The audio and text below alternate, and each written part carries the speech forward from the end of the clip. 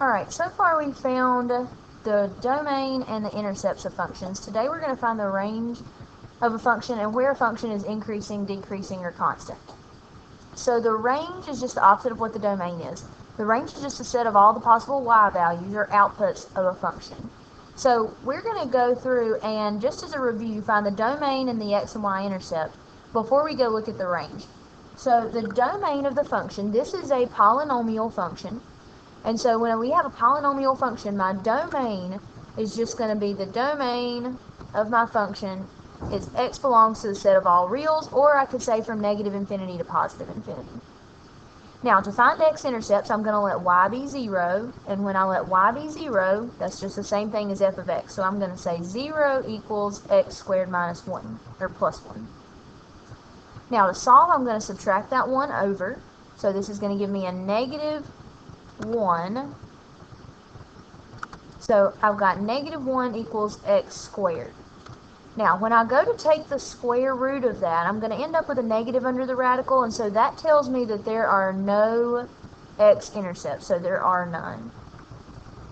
And that matches up with the graph that we have. We have no x-intercepts. Now, the y-intercepts, I'm going to let x be 0. So for my y-intercept, if I let x be 0, I'm going to have y equals 0 squared plus 1. So y would equal 1. And so my y-intercept would be 0, positive 1. And if I look on my graph, that looks like it matches. Okay, so that's right so far. Now, the range. To find the range, if you did not have a calculator, or if you did not have this graph right here, you would have to plug this function into your calculator into y. So I'm going to go ahead and do that. So I'm going to clear this out. And in my calculator, I'm going to plug in x squared plus 1. So x squared plus 1, graph. Alright, now the range goes from the bottom to the top. So I want to find the lowest point on the graph. The lowest point on the graph is like this minimum right here. So I'm going to go find that minimum. And so I'm going to do that by going to the left and going to the right. You can probably tell where this minimum is going to be, but just to make sure, it is at 0, 1. Now, the range, you always want to make sure that you use the y value when you are looking for the range. So the lowest y value is going to be 1.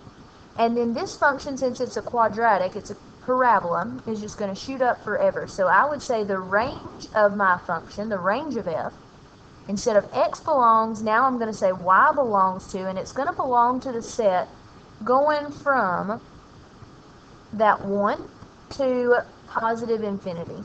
And I'm going to put a bracket on this 1 because that is a lowest point on the graph. That 1 is a point on the graph, and so y does equal that. It won't be anything below that point though. So my interval is from 1 to positive infinity. Alright, now my range for this function. Okay, I'm going to first find the domain. So the domain, this is a square root or a radical, so I do not want what's inside to be 0. I mean, not 0, but negative. I don't want it to be negative. I just want it to be greater than or equal to 0. Okay, it can be 0 in this one because this expression is not in the bottom of a fraction. So now I just solve since this is linear. So I'm going to say 2x is greater than or equal to 4. So I know x has to be greater than or equal to 2. So my domain of the function is x belongs to the set from 2 to positive infinity. And if you look at your graph, that looks about right because the graph looks like it starts on the x-axis at 2 and shoots off to positive infinity. So there's my domain. Now the x-intercept. The x-intercept on this one, I'm going to let y be 0. So 0 equals the square root of 2x minus 4. To solve this, I would square both sides. And so then 0 equals 2x minus 4. So then I add 4 over, so 2x equals 4, and x equals 2. So to write this as a point, I would say 2, 0. And that looks like it's this point on the graph, which is correct. Okay, and you can check that if we go plug this into our calculator. So I'm going to type in the square root of 2x minus 4. And so if I graph this, the only way that I could make sure that point is actually on there is by hitting trace. And then when I hit trace, I can type anything I want in for x. And so I got 2 as my intercept, and so that is right. 2, 0 is my intercept. And that's my first point on the graph. Now the y-intercept, it doesn't look like we have any on this graph, so we should get something that gives us a no y-intercept. So when I plug in 2 times 0 minus 4, then I'm going to end up with the square root of negative 4. Square root of a negative is imaginary, so that's definitely not right. So I can't have any y-intercepts on this one. Alright, let's go back and do range. So now range is going from bottom to top, and I'm looking on the y-axis.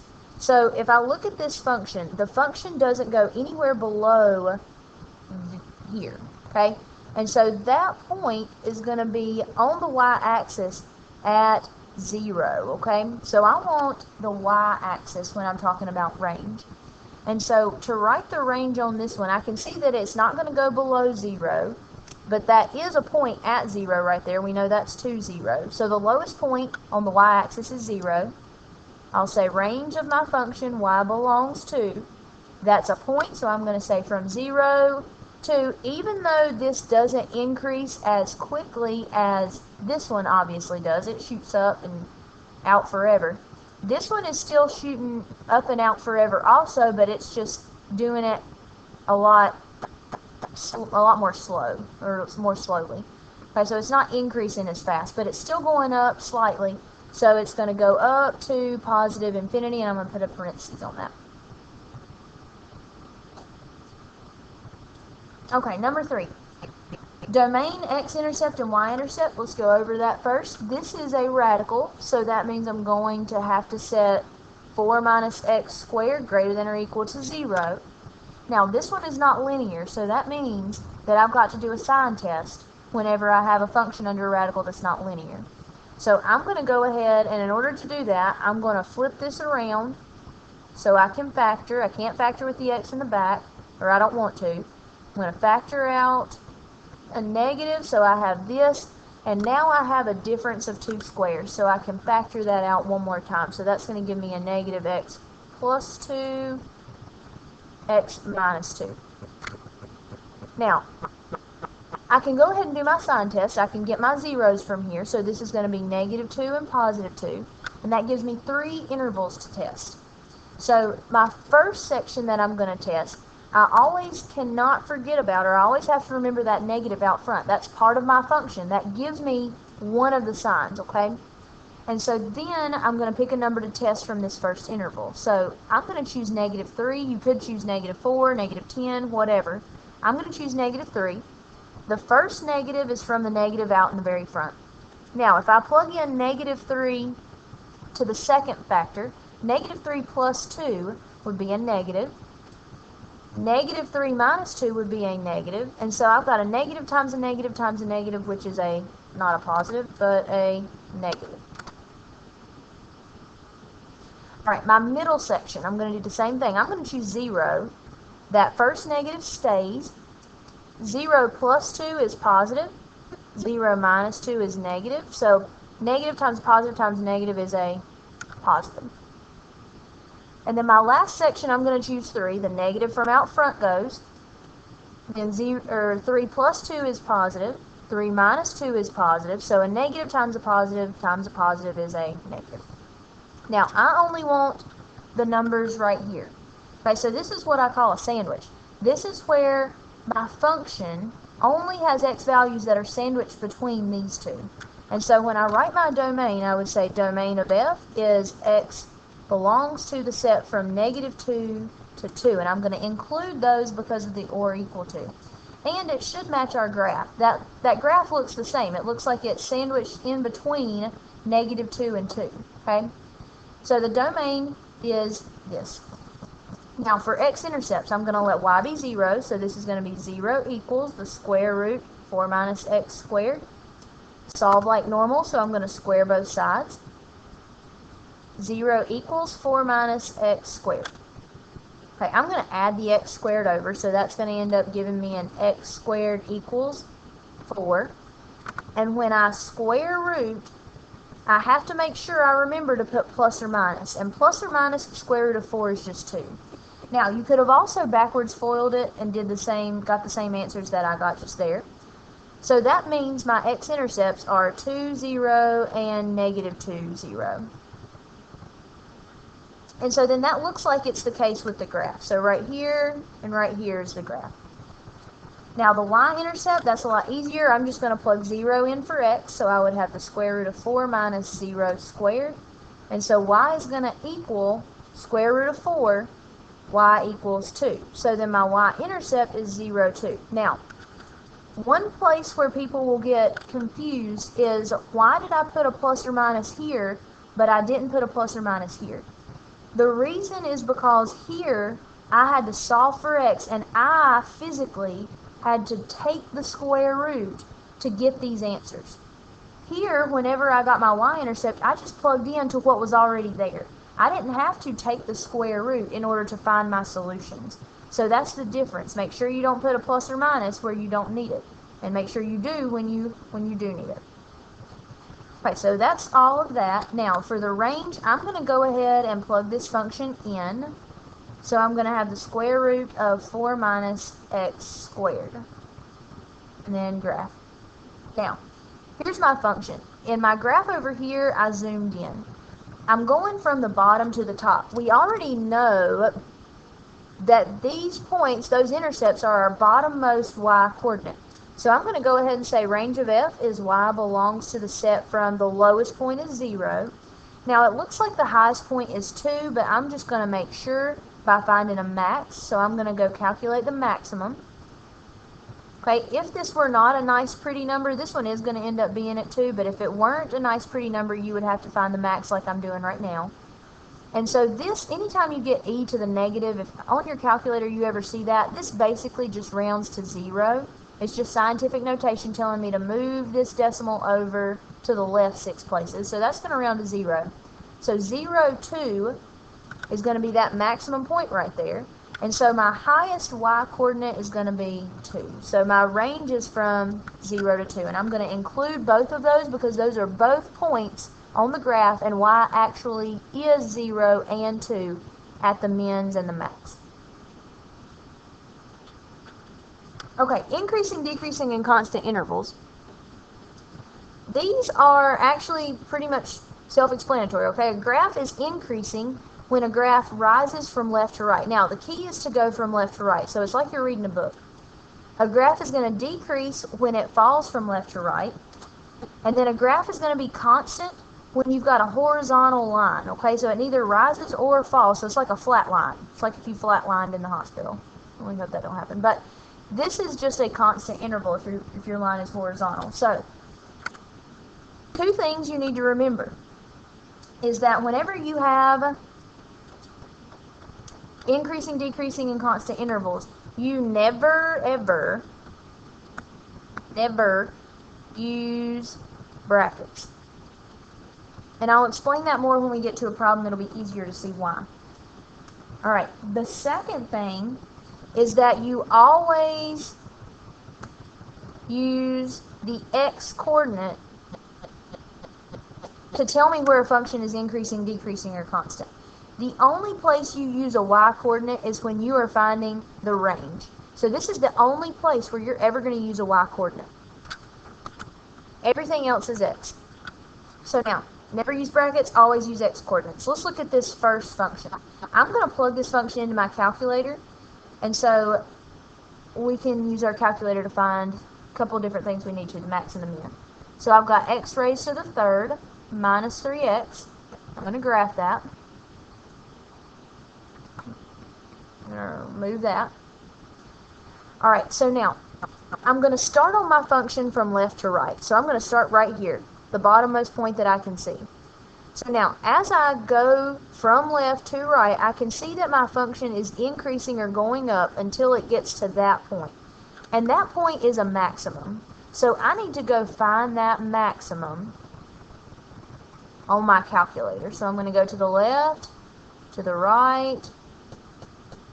And so the maximum is at -1, 2. I'm going to go label it on my graph over here. -1, 2. Now, my graph is increasing, I said. So you're telling me where on the x-axis is it increasing? So it starts way out here. It starts increasing way out here at -infinity. So I'm going to say it increases from negative infinity until we get to negative 1 on the x-axis, and then it doesn't increase anymore. So it increases from negative infinity to negative 1.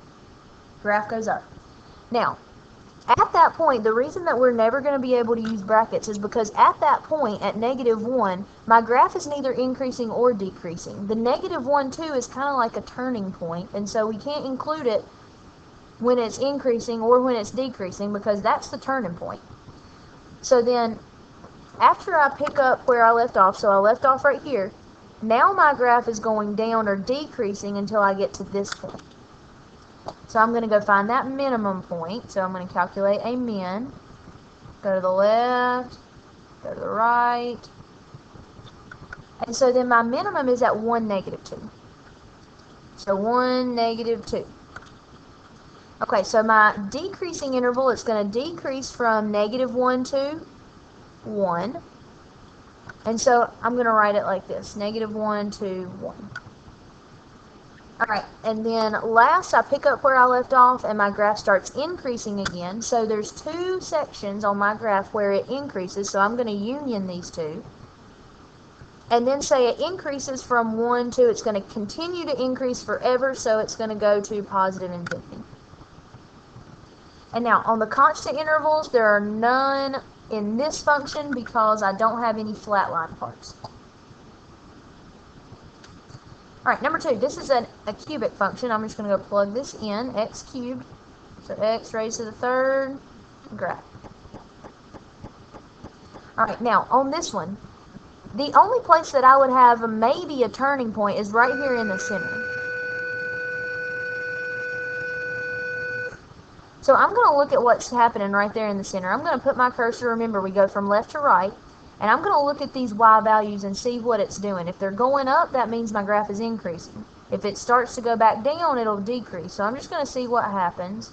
It looks like it's increasing forever. We're just going to see those y's are going to keep going up, even though slightly right there in the center. And so since they keep going up forever and increase, my graph is going to always be increasing because if I start from the left and go to the right, it just goes up forever. So it's increasing for all real numbers, or you could say from negative infinity to positive infinity. And so then there would be none, no decreasing sections, no constant sections. Alright, 2 more. Number 3, we've got, this is our function, square root of x squared minus 4. And so I'm going to plug this in, square root of x squared minus 4. Alright, so if I put my cursor on the leftmost side of the graph, I can see that my function's going down until it gets to whatever that point is. It looks like it's at negative 2, 0. Remember, if it's not a max or a min, the only way I can make sure is by tracing it. So it looks like it's at negative 2, 0, and it is.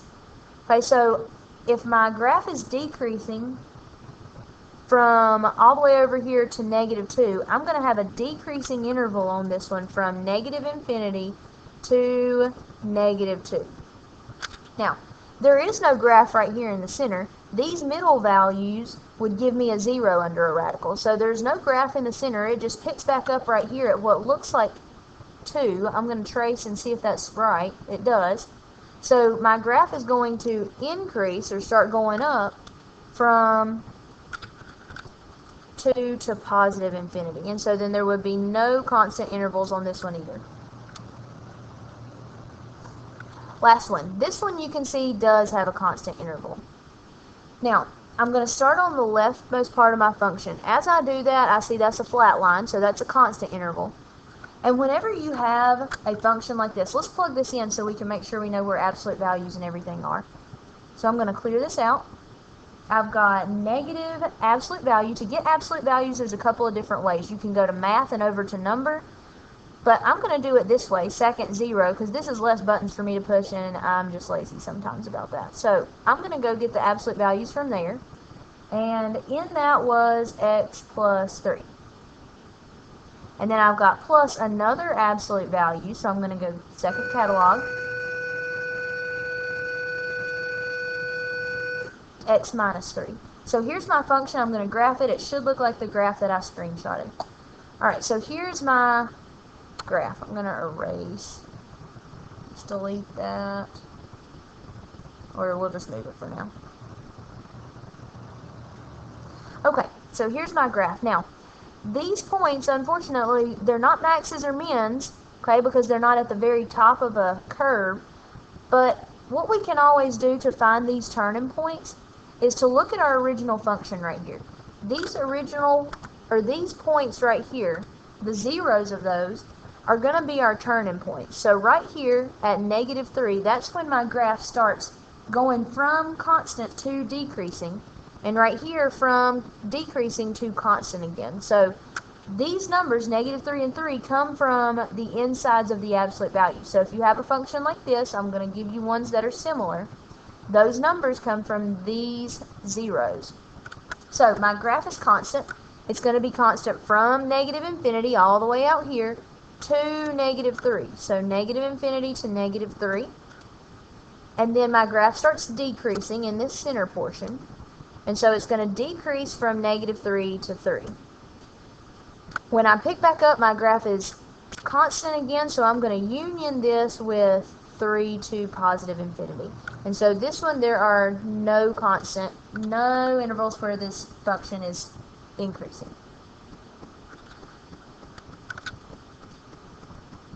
Alright, and that's all of our examples for this.